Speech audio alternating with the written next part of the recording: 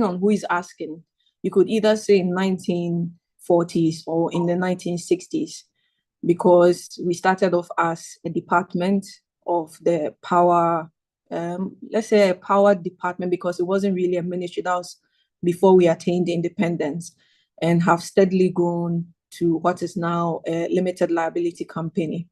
So we've been in existence for well over 60 years, probably 70 years, but we've evolved so dramatically.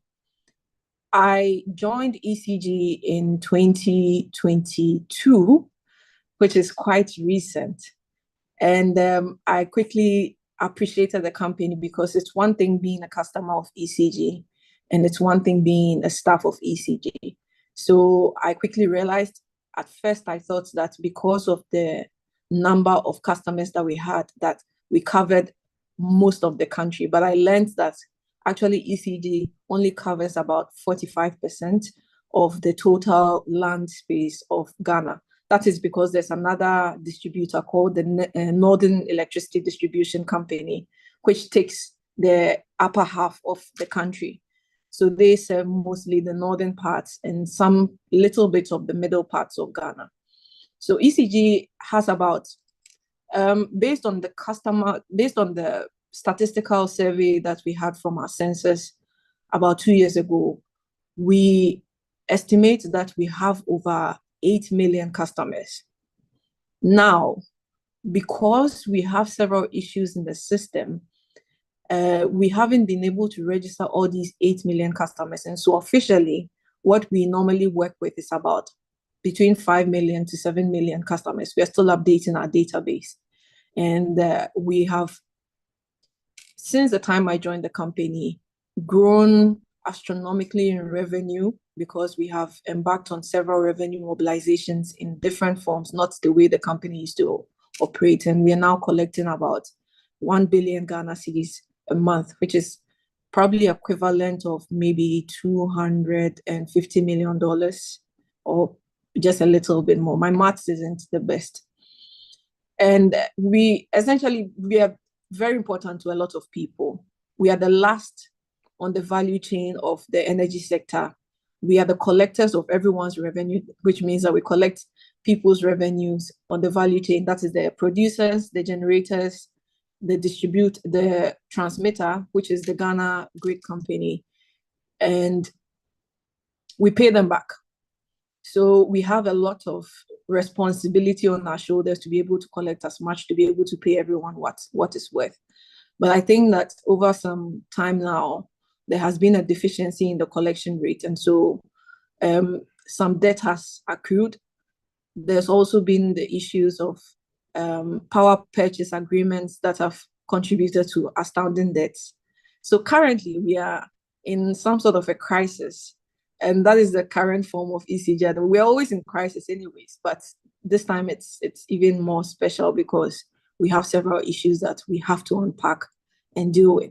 So generally, if anyone is looking to understand what ECG is, I think they should give you a previous, present, and maybe futuristic view of what the company is like. Thank you, Jack. Thank you, Laila. It's really interesting. Sort of moving on for that, I think we'd all really like to sort of understand your experience and like how you've actually made it to ECG. So if you could speak to us about the various things that you've done to get to the position you are today, I think it'd be really interesting. Right, thank you. So I actually started off when I was about 17 years old, back in my hometown. I'm from the Upper East region of Ghana. And I finished my secondary school education and I was bored at home. So I decided to find an internship somewhere. Interestingly, my mom sent me to the market one day. I came across a signboard that was in front of a radio station asking for interns. So I walked in with very little experience and I told them I was interested in whatever internship position that there was. I think I was desperate at that point. And they asked me if I could read. Luckily, I am quite a fluent reader, so they gave me a script to read. I did so. They asked me if I could write. And I also went through a little bit of a test in writing. So I got a job as an intern, and that's how my career, I would say, began. because I got exposed to what radio is and communicating to people on the mass level. I got interested. The top journalist at the time had come from Accra and saw potential in me, and so advised that if I wanted to continue on this trajectory, there was an institute in Accra I could apply to. Mind you, by then I'd already applied to other universities. I didn't know of this institute, and it was the Ghana Institute of Journalism. I applied to the Ghana Institute of Journalism, and it was the last admission to come in.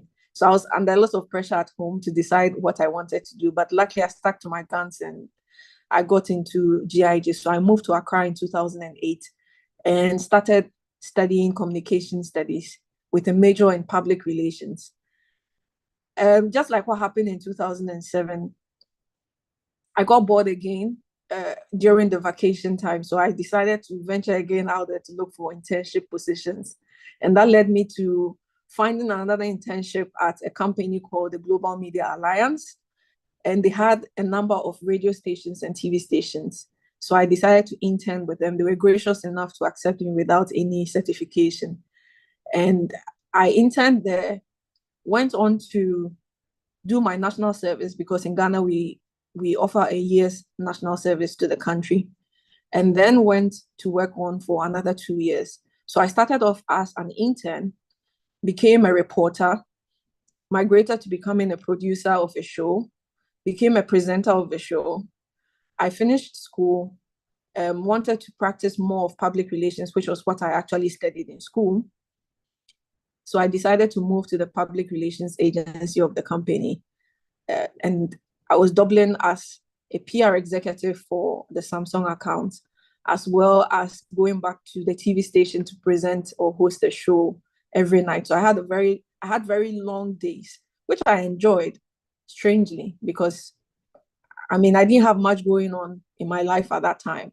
So I enjoyed waking up and going to do PR and then ending up on TV in the night. And eventually I went to the University of Sheffield to pursue a master's in political communication, which I think served me well, because when I got back to Ghana in 2016, I was able to connect with some politicians and offer them, my experience, my service, and told them that I'd actually just finished the master's. And I think that there was a lack in our political space for politicians to be able to use the right methods in communicating to the publics. It looked like we had been doing things in a very stringent, colloquial way.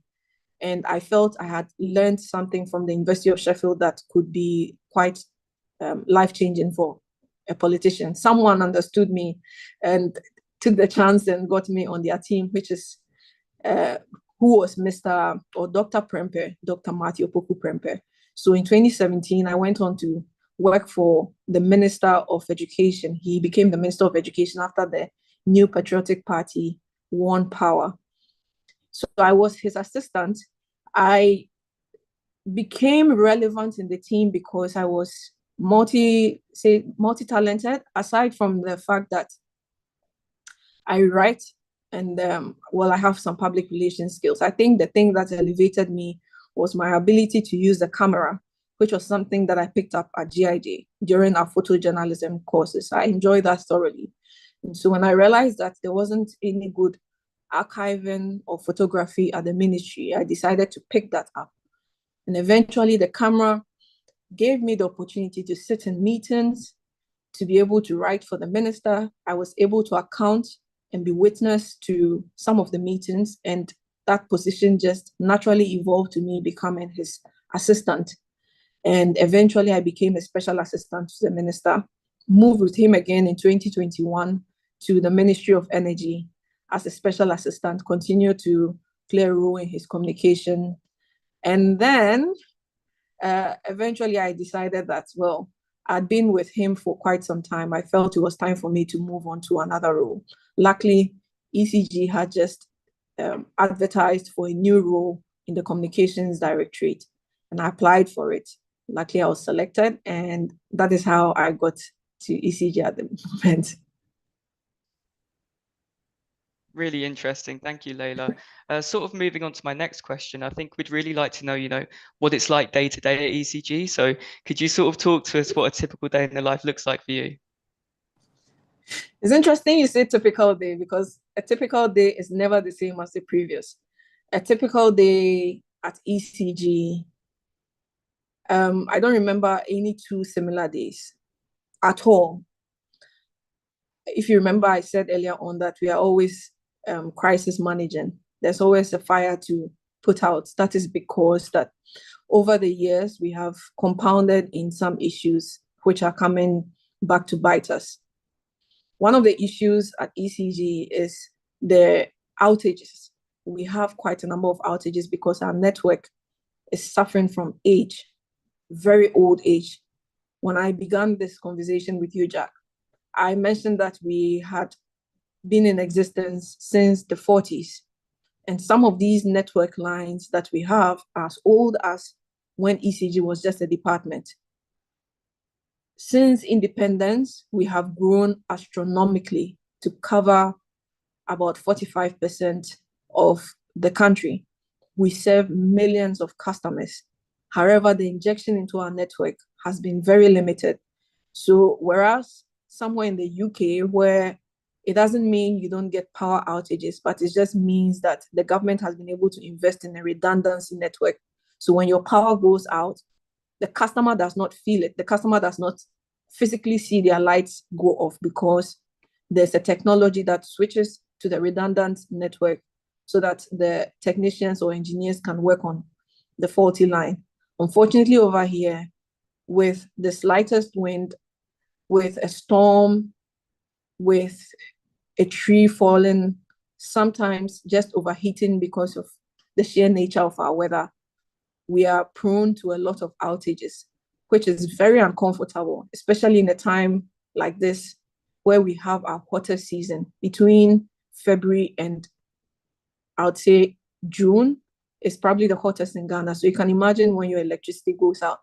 So our customers are usually very upset with us when their power goes off and it's not fixed on time.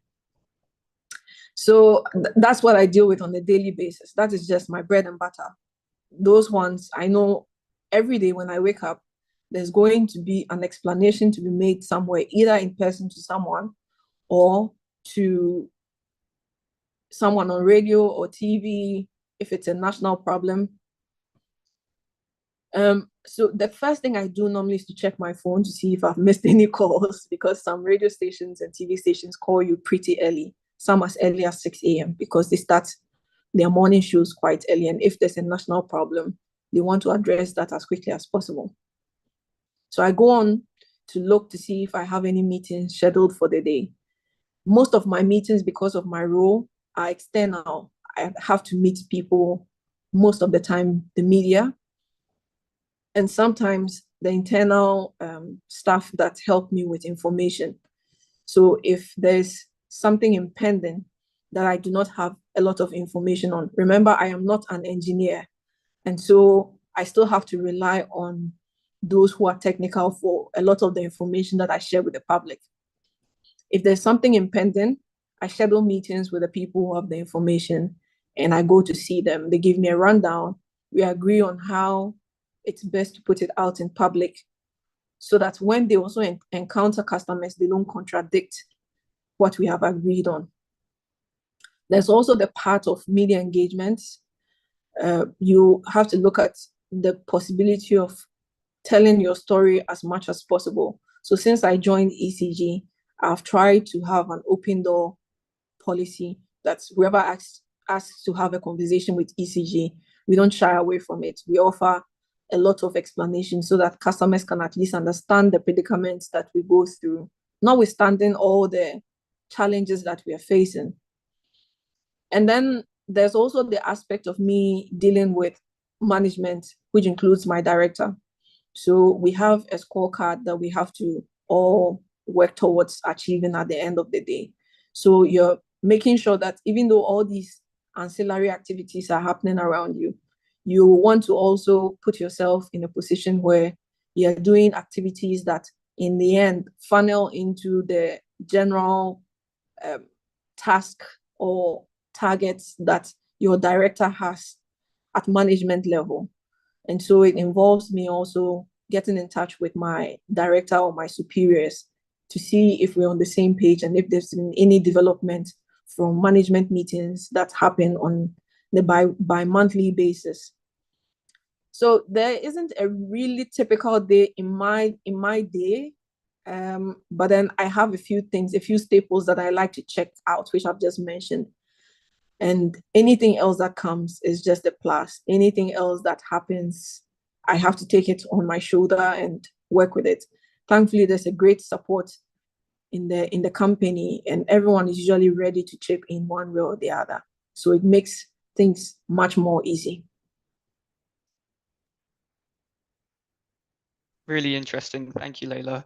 I think we'll take some questions from the chat. And the first one that's popped up is, what advice to other young people do you have for looking to get into the energy sector? Right. So I never thought that I'll be in the energy sector. I mean, I've worked in education, I've worked in the media space, I've interned, I've volunteered in political campaigns in the UK, but I never thought I'd be in the energy sector. It just so happens that the person I was working for happened to get into the energy space. But I think it's such a critical sector that a lot of young people should actually look into getting into. If there's anything I'm interested in nowadays, I have a very big interest in trying to change the behavior of people and trying to just imbibe in them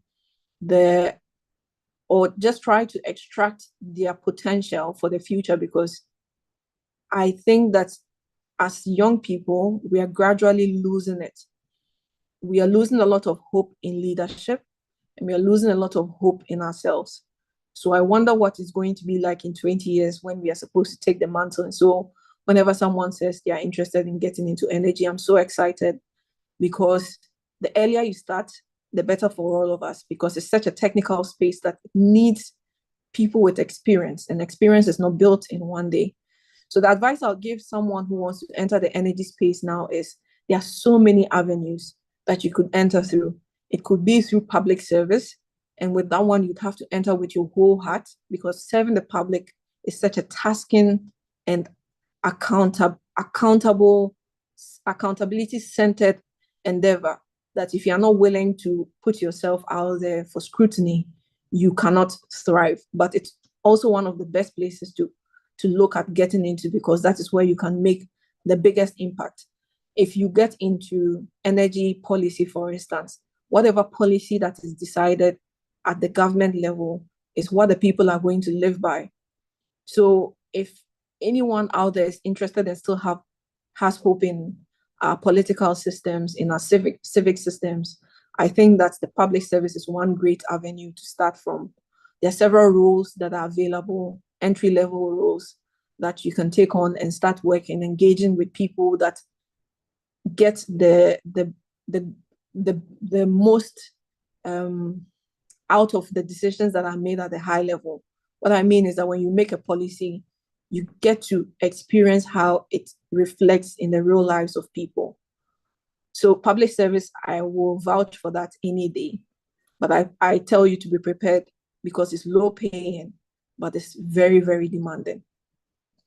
I've seen that there are a lot of international organizations that are coming up as well with an interest in SDG 7 goals, which I think also presents a very great opportunity for young people to be able to join in the energy sector discourse and see how they can contribute to the development of the sector. There are several agencies under the UN. There are several agencies under the African Union. There are several agencies under the European Union. There are agencies that have no affiliation to governments or states. And I just think that Google is such a great place to start. There are young people who are coming together to form, movements to be able to have a say at the table where the decisions are being made. These are all great places that people who want, if you're really interested, you can begin to look into. Just go on Google, be very certain where you want to to be a part of. It could either be in policy making, is it in the financial part of electricity, in energy, is it in energy transition, is it in communication like myself? Just specify your search, put it in Google, and so many things are going to come up. You just have to be patient, and you have to be very what would I say? You have to be quite eloquent in what you demand from these organizations when you have the opportunity to discuss with them at interviews. Thank you, Laila. It's really interesting. We've had another question come in which says, what would you say are the key challenges of communication in the energy space? Right. So I wouldn't want to dwell so much on ECG because I don't know the kind of audience we have at the moment. But the major challenge for me that I have realized on the large scale, something that I think is global, is the ability for us to make the people who matter the most, the masses, the people policies impact the most, understand the mentality of those who are making the policy. Now, what I mean is that as a state, as an international organization like the UN, we go to very high level meetings, sometimes very difficult jargons are used. Sometimes, even though I'm in communications, I still have to resort to the Oxford Dictionary to understand certain words that are being used. There are different terminologies that are coming up on a daily basis. What does energy transition, for instance, what does it mean to the person who is hawking on the streets of Accra, selling in a plastic container or selling products that are in plastic containers that are being disposed of wrongly? What does it mean for the corn seller, the one who is roasting corn or plantain by the roadside, emitting smoke that we see as negligible? So what does energy transition mean to these people? We make decisions at high level, but we do not communicate them appropriately to the masses. Just a few people at the top understand, and we begin to run with it. And that is why sometimes we build resistance when it's time to implement some of these policies at the grassroots level. So I think that that's the major challenge, because you go into several meetings, you encounter people in the communities, you think you're doing good work, and you find out that actually all the work that you've done stops at a point, because after that point, the communication does not go down to their level. They do not understand the mentality of the policymakers who made the policy. So I think that is one of the challenges, how to make communication really understanding to the people who we don't think about a lot when we are making the policies. The second thing that I'll say is people's access to some of the platforms that we use for communication. Now we're having this really great conversation. I try to get some students on, but I don't know how many students are going to be able to get on because of data challenges. And that is a big problem in Africa at the moment. Africa, although one of the poorest, also has some of the most expensive data. You won't believe how much we pay for data in Ghana. But then a lot of the communication that we're putting out is all online now. I mean, since COVID, no one knows anything better than online meetings. It's so convenient. But then when we do it online, that is where it ends. A lot of people don't have access. They don't have the know-how to be able to access this really pristine information that we are sharing with each other. I think the other thing that I'll say is a challenge for me personally is how do I say this without sounding politically incorrect?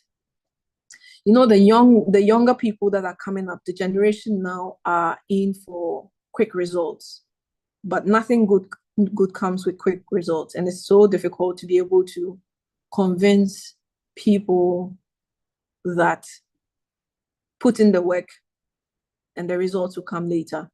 So there's a lot of a hurry amongst the young people to attain certain heights that they haven't worked to build on to be able to attain those heights, or at least even when they make it to those heights, be able to maintain the momentum of that development. And I think that it's a big challenge for communicators because there's a limit that people can take. Now, Twitter, I think, has given more, but once upon a time, people used to say that the mentality of the younger people nowadays is a 140 character mentality. After a point, people stop listening. And you're wondering, how can you design communication to get to the core of the young people who are going to be taking over the world eventually? Thank you, Laila. It's really interesting. We won't take up too much more of your time, so I'll ask you one more question. Okay. What obstacles have you had to overcome in your career, and how have you managed them?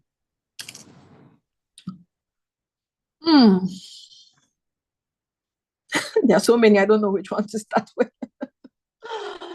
For me personally, I'd say that the one that stands out a lot that I still discuss with my friends nowadays is the issue of gender. The communication space is quite friendly to females, but as I was discussing with some professional groups some few weeks ago, we're still all battling with, being segregated, being sidelined, being sexually harassed, being undermined at various stages of our work life. It's still something that a lot of ladies now still have to grapple with. Just trying to drill through the manual. And it might seem as if there are lots of conversations going on about feminism, about women's rights, about equity, about equality, about fairness and justice. But on the ground, it's still so tough to be able to push through that war that has existed for millennia. So that's one of them for me. It's still something that I battle with. When you are speaking to someone and they start reacting in a certain way, you have to pick the cue that, okay, it's subtly moving from professional to flirty, and how do you then pull yourself out of it and continue to be professional if it's something that you're interested in continuing? That is just one. The second thing I would say is a challenge is going to be the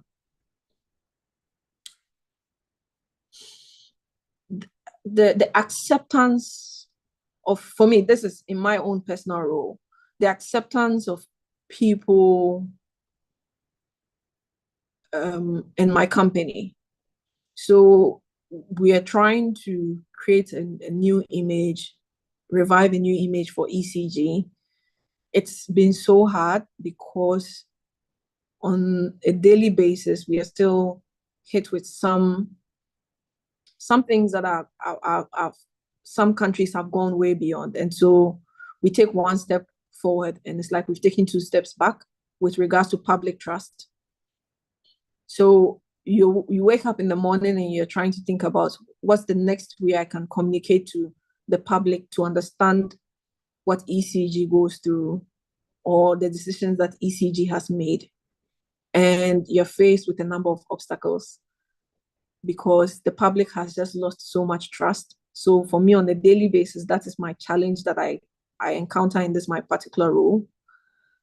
And I just feel like it's going to get better because as we keep stacking up the good stories, as we keep coming clean to our customers and trying to explain and do right by the public, it's going to stack up, it's going to compound. And one day people are going to begin to trust us more than they do now. And then just generally, as a member of a state, as an African, the daughter of the soil, I also find leadership to be a challenge. Because for a lot of the things that we need to achieve as Ghanaians, as a people, no matter who you are, it's very important the kind of leaders that you have. And if your leaders lead with a certain mentality, you might be doomed. And that is the reason why a lot of people are flocking to other countries that are willing to take them in. Just this morning, there was news that quite a significant number of nurses are moving from Ghana elsewhere to look for better opportunities. Not because they don't love Ghana, but just a few things aren't working well for them that they would rather be elsewhere. So my recent campaign, my recent interest in looking into the kind of leadership that we require to be able to maintain the workforce that is being developed in Ghana, especially the young people. Who is going to take over the energy space in Ghana in 20 years, in 30 years? Are we going to have to go to Canada, to the US, to the UK to call back some of our best talents to come back to work in Ghana? And how is this going to look? How is the future looking like? So for me, these are the levels that I think about when I'm being confronted with the issue of a challenge. It's on different levels. There's a personal challenge, there's a work challenge, and there's a national challenge. Thank you so much for sharing, Laila. It's really interesting to hear about your experience and everything. We won't take any more of your time, but I'm sure everybody can connect with you on Beyond Privilege if they have further questions. Yes, they can. Same name, I think. Amazing. Thank you so much, Laila. Thank you, Jack. Cheers. Bye. And thank you to Bye. everybody watching on Beyond Privilege.